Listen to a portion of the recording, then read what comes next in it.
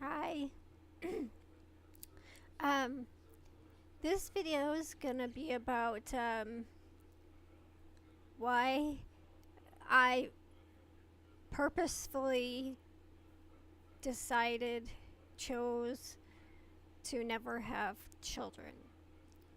Um,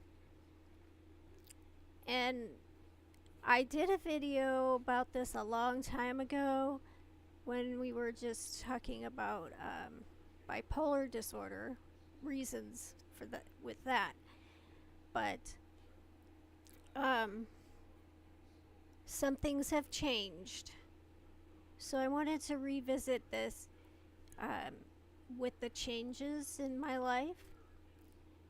Not that I would have been having any children at my age, but these are additional reasons why I definitely would not have children. I decided when about a couple years into being diagnosed with bipolar disorder, knowing that there is a genetic component to it, um, I definitely would never want anyone to ever have to go through what I did in those years before I was able to take lithium. And I was on every mood stabilizer you could imagine, you can name, because I would never, ever, ever wish anyone to go through what I went through. I would not be able to handle seeing my child, even though they were an adult, in and out of psychiatric hospitals, suicide attempts, self-hatred. I mean, I would hope that if I did have a child, I would be able, and they did have bipolar disorder, I would be able to be enough support and get them on meds that'll work right away, and then you're fine. It doesn't always, you know, some people it is manageable, and some people struggle quite a bit. That was my original reason why I wouldn't want to perpetuate this disorder. It's confusing, it's painful, it's, I try to balance out the good times and remember those and not just the bad times. But since I'm sure it was present in my teens, but definitely in my 20s, that's when I was diagnosed with bipolar disorder. I definitely, I did things when I was manic that I never would have done otherwise, never. And, and there is such a strong pull when you're manic and depressed to behaviors that are not you, behaving not like yourself and making decisions with a brain that is not functioning properly. And suddenly something like little kleptomania isn't a big deal because you'll never get caught because you're smarter than everyone else, which isn't true. You do dangerous things. There's drug addiction, alcoholism, and promiscuity for some people, which could lead to, it's like a cascade of things and that can happen to someone when they're in a manic or depressed stage. And it's bad enough to experience it myself. Um, and only knowing after the episode that I was not right and I was doing things that are totally against my being, my person, my who I am, and knowing I can try to control how bad episodes are, um, or when I am having them, what to do to keep them at a minimum. But I'm constantly aware of the fact that I could go totally off the rails and do things that I can't take, say things that I can't take back. I can hurt people physically, emotionally, um, myself. I could hurt myself because I had I have these very interesting episodes where I'm delusional and my brain is telling me that happiness is on the other side. So if you die and go to the other side, you'll be happy. And so I'll be totally euphoric and happy and at peace and feeling really good about the fact that I'm going to SH, if you know what I mean, could like permanently hurt myself thinking that something really great is going to happen to me and I'm going to live happily ever after. I do display in manic episodes stalking behavior. So I don't want to see my kid struggling with the things I struggled with and could possibly end up in jail, prison for something they did when they were manic. What also can happen to especially young men is having run-ins with the police while they're not in their proper state of mind and they're behaving maybe like somebody who's on drugs or that, and they get treated like a criminal when in fact they're suffering. People with bipolar disorder, it's very important that they have ID, like a medic alert or something, to say that they have bipolar disorder. And my smartwatch died, but I have a regular watch now. I'm waiting for my new one. I have a metal thing that's on the band, and it says bipolar on it, lithium, Seroquel on it, in hopes that they see that and not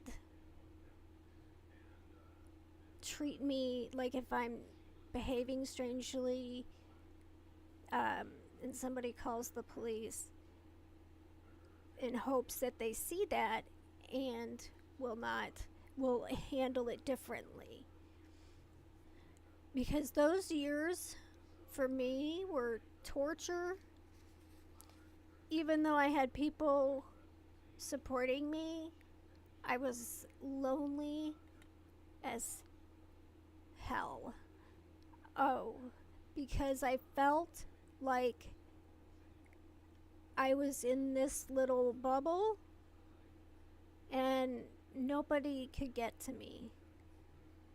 And it was really, really difficult for me, especially if I was depressed Sometimes I couldn't speak, and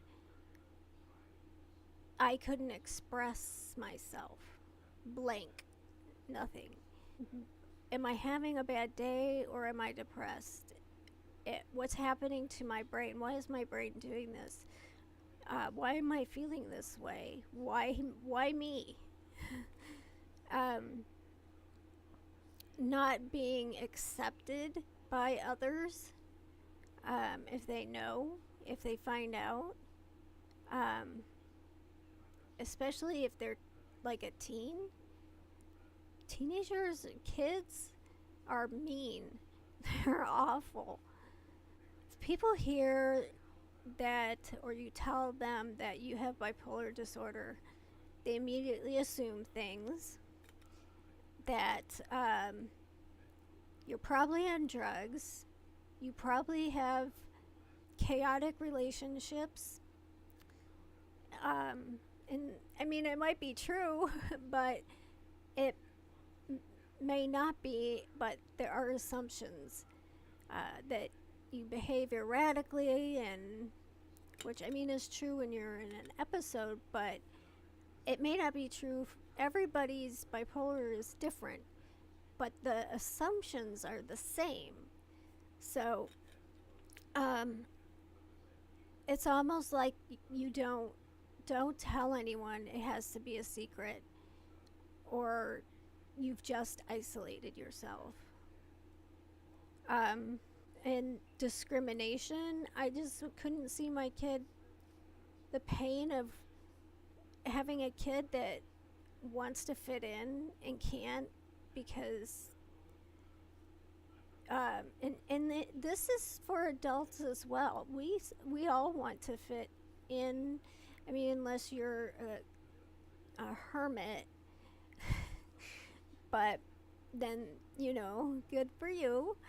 But most people want to fit in somewhere with at least one other person. And if somebody knows there's something wrong with you, you don't even have to tell them. They may just be able to tell there's something off about you and not want to hang out with you, not want to be friends with you, or let you in a crowd just to be your bully mate, which is a term I just learned, which are friends that just kind of keep you around to bully. And I had my fair share. And the worst of all is, what if I had a child and they were diagnosed with bipolar disorder and they hurt themselves in a permanent way, or even attempted to? I can't imagine what my mom went through. The first time I was in the hospital, I was 15. So I just can't imagine how, like, that's got to be in the back of their minds all the time. Like if I'm upset about something, or I'm crying about something, that's gotta, and if she knows, because I live with my mom, if she knows I'm upset about something and I'm isolating, if it were me, I know I would feel very, very anxious, not knowing, because I was a very good, nobody would notice I was off until I was way off. Way off. And so I can't imagine having that on your mind all the time. It's hard enough to be the person with it, but if it's your child. And then you have to consider, if I do get pregnant, can I take my medication? Because if I understand correctly, you probably can't take lithium. Um, I would probably put on something I've already tried and didn't work. Uh, so, what's going to happen with me for those 9 months? Um, I wouldn't be able to breastfeed after birth taking my medication. I highly doubt. Even if the child was fine and never had bipolar, gets like it's catchy, it doesn't end up having bipolar disorder. When you have a baby, well, when you're pregnant, first of all, can you take your medication? So what do they do with you when you get messed up?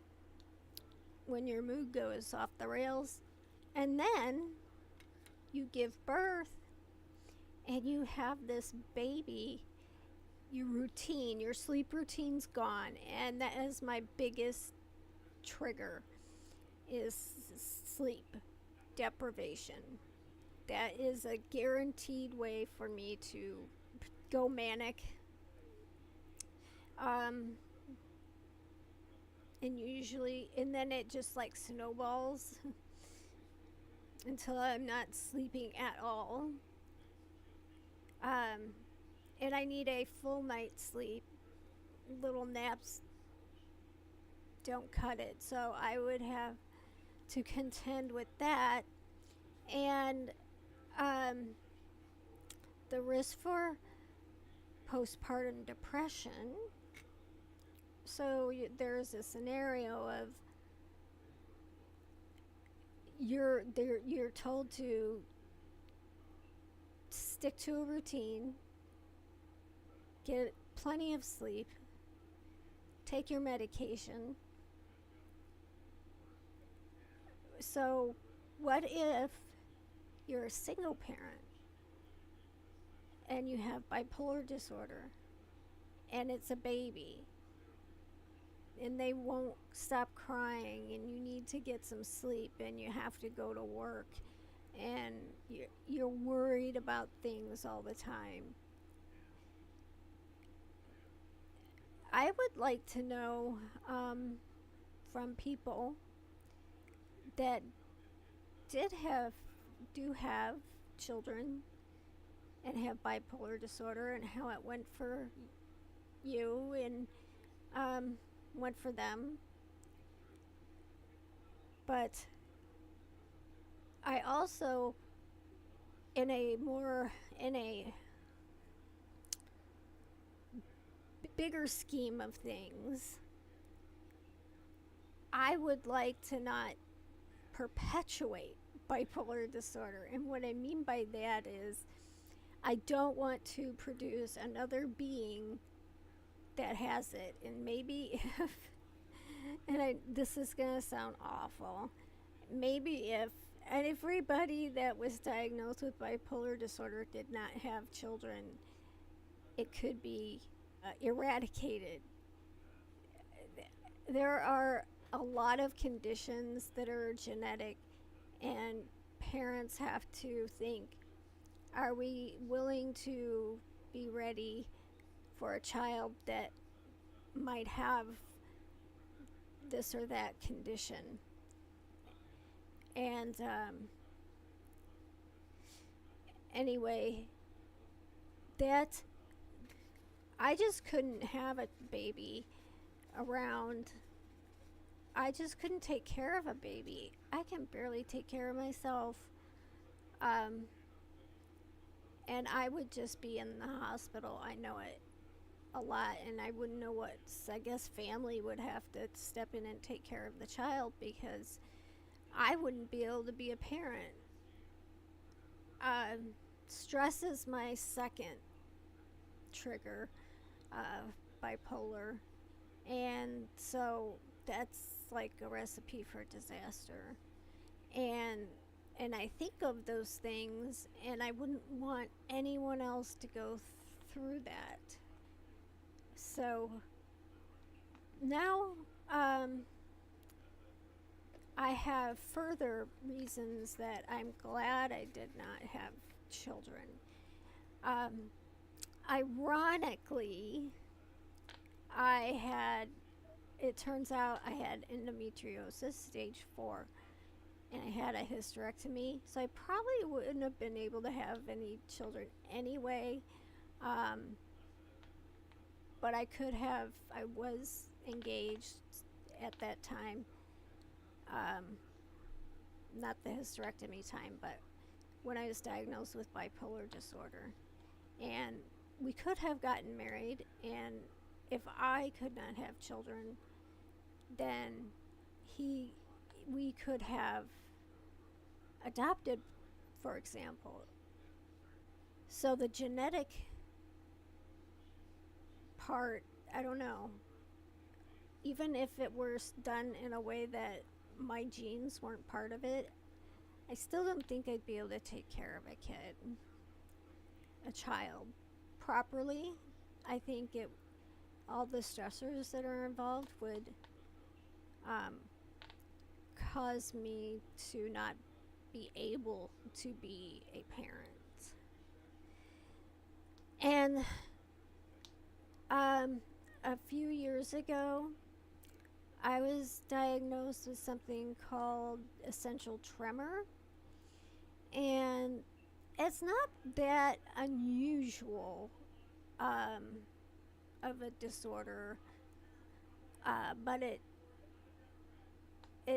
shows up usually about your 40s or 50s, and causes hand tremor, a vocal like vibration to the voice, head tremor, and like head bobbing kind of thing, which is more prevalent with women.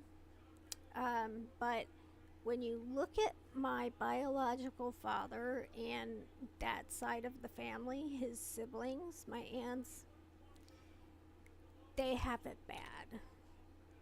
You can barely understand what he's saying because of his voice. I have it.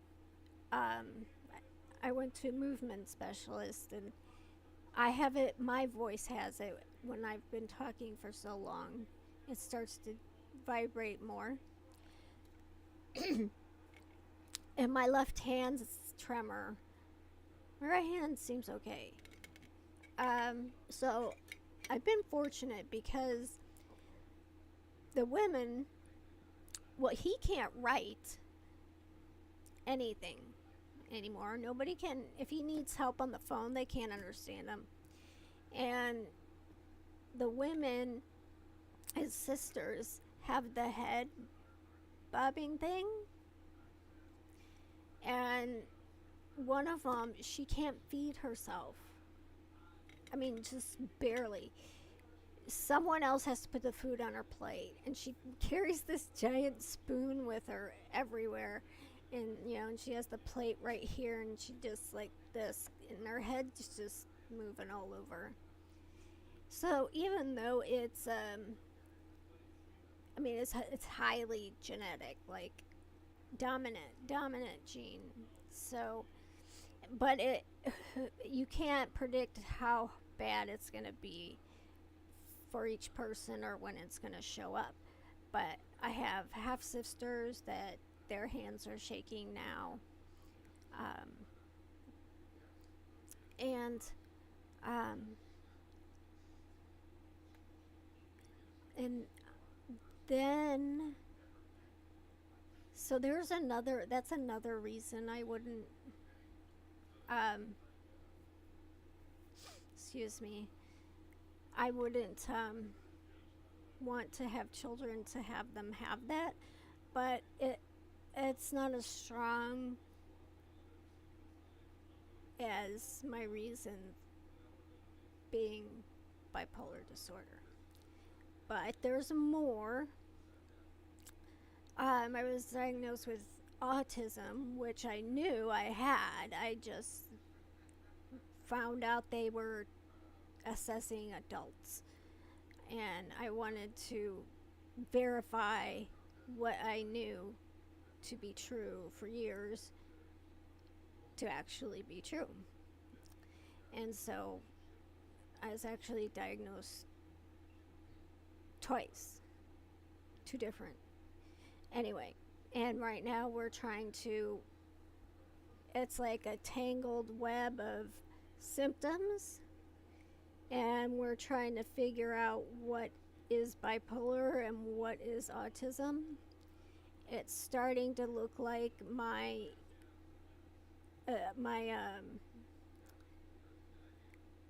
outbursts, my irritable outbursts, are probably more likely caused by the autism than the bipolar disorder. And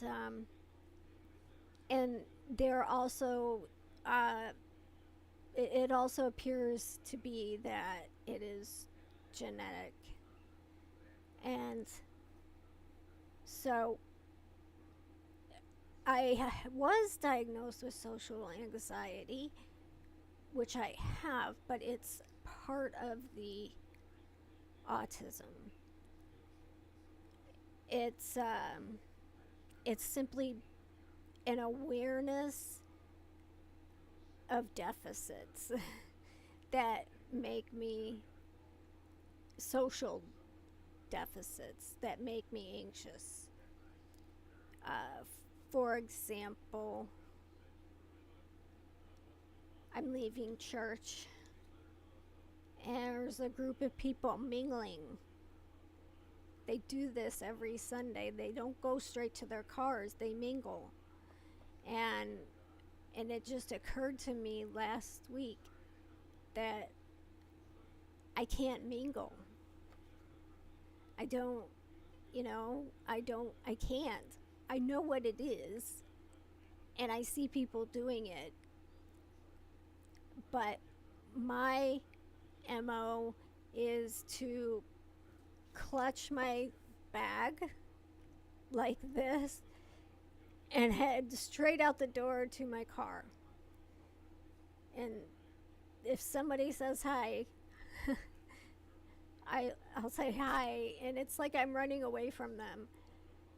It's and I am feeling anxiety, but I think it's a different type of anxiety. It's an awareness of my deficits and how it makes things difficult for me to communicate. So here is now another disorder that I would not wish on anybody. It's for me, because I am aware that I'm have these social deficits, and I always have. At least now I can say why this is happening to me. But, in school I would have outbursts, grade school. And I was bullied because I acted weird. And so I can't imagine seeing my child go through what I went through. The bullying was intense and very harmful to me. It's like I never got off that playground.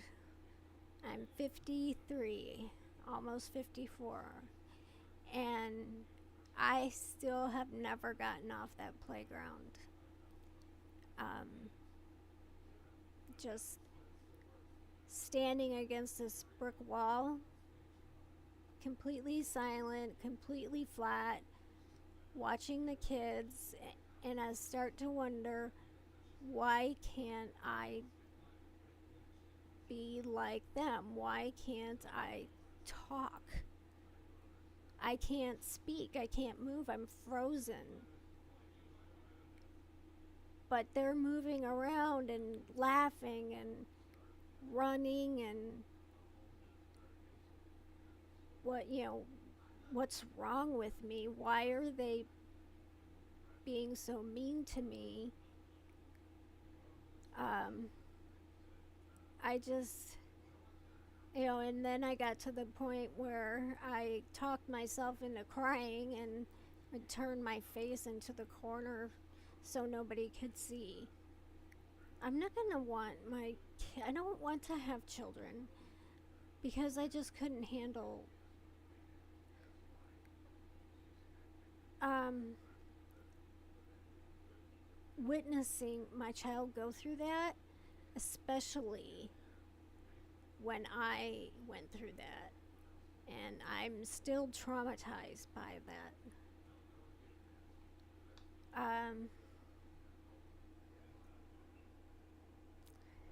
Let's see.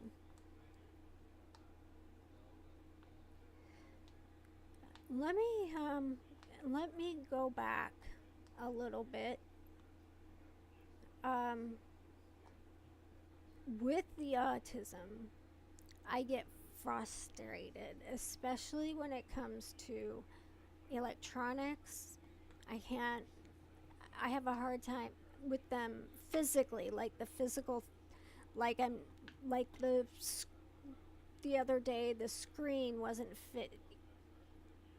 fitting my screen, and I couldn't see part of a form or something I was supposed to, and I didn't know how to fix it. Um, and I get so worked up that I can't think straight in order to fix it. And I have destroyed many an electronic thing, frustrated because something's supposed to be happening a certain way and it isn't. And I can't figure it out. And I know that other people can figure it out without freaking out. So, what's wrong with me? Um,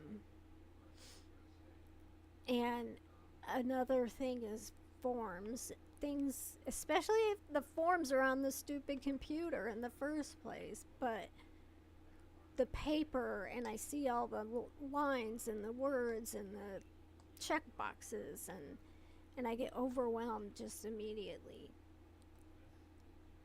But frustration causes my meltdowns, autistic meltdowns, and that consists of me yelling at whoever might be near.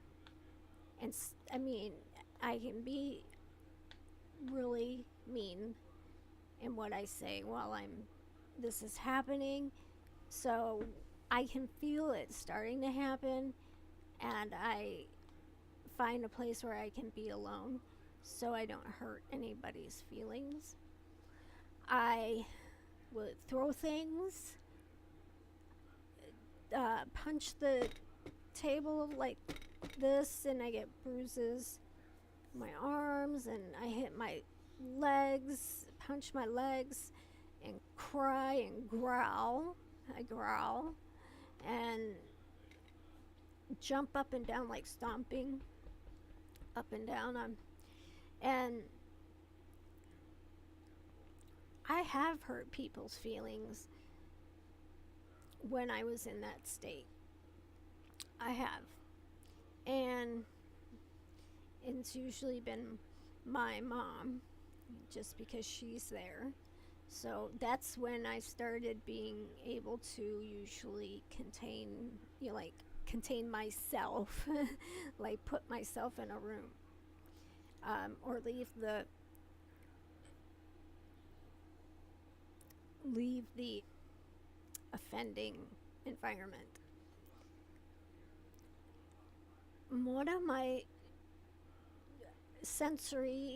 I do have sensory issues, and one of my biggest sensory trigger is babies crying.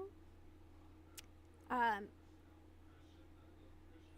Worse than that is a young child having a tantrum. I can't handle it.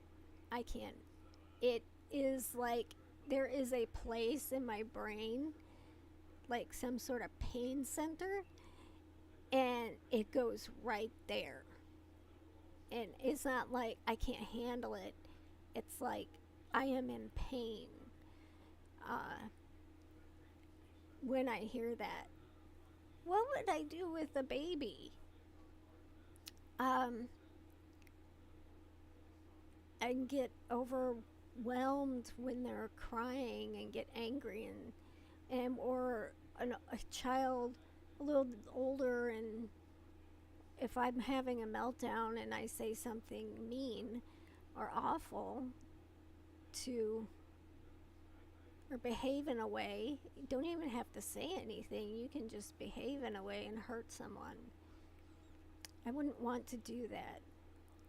And so having a baby and not having conditions is hard enough. And so I don't think I would make a very good parent just because I do have bipolar disorder and autism. Now, I'm talking about me. I know there are a lot of people out there who have those conditions, those things, and have children and love their children and maybe did fine raising their children, but I'm 100% positive that I would not, I am not meant to have children. So, and I made a decision the first time in my early 30s, that I would never have children. I don't want to further. I just couldn't imagine seeing someone suffer like I did. That would be twice as painful. So if you're watching this and you do have children, I would like to hear how it went for you. Did you ever consider the fact that, well, if I do have children, they might have one of these disorders, bipolar or autism? I'm a little more, well, it depends on the degree of autism. I think I would be okay with a child that, was like, I say like me, I'm supposedly level 1. I think I'm somewhere between level 1 and 2. But the bipolar disorder is the big thing, because it can be so dangerous and detrimental to your life and not being able to live it the way you want to, especially when you're younger. Can't, I say you can't go to parties and stuff, but when you're young, you're gonna do it and do things that they tell you not to do. And part of that is the frustration and wanting to be like everyone else. That's usually somebody younger, but so that is my spiel about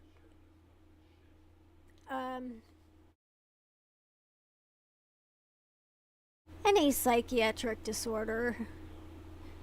You might be okay that you would be able to help a child if they had something like bipolar disorder or schizophrenia.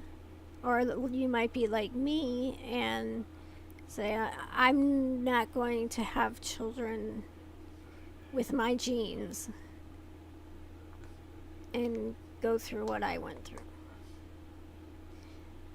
So that's that. Bye.